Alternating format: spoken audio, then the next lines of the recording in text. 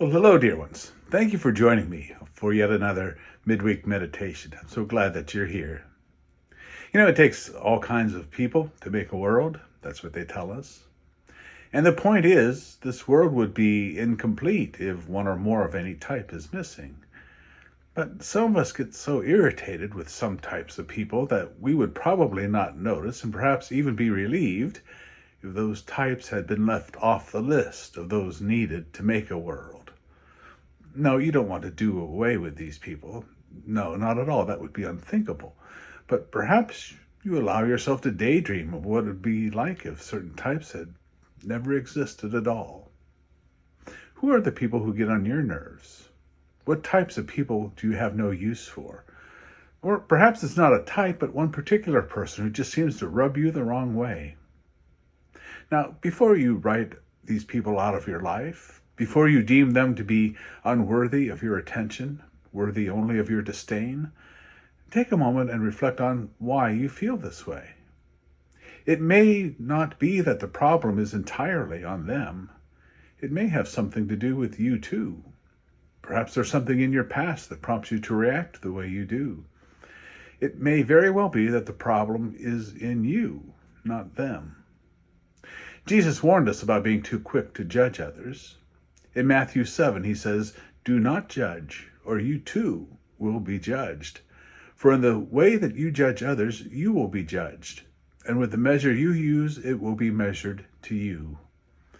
In other words, if you evaluate a person by some standard, you had better be sure you live up to that standard yourself. The measure you use to judge others will be the measure God applies to you.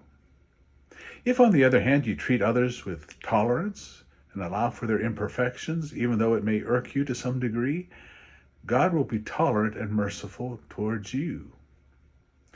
Jesus goes on to say in Matthew 7 that you had better be concerned with your own shortcomings than the failures of others.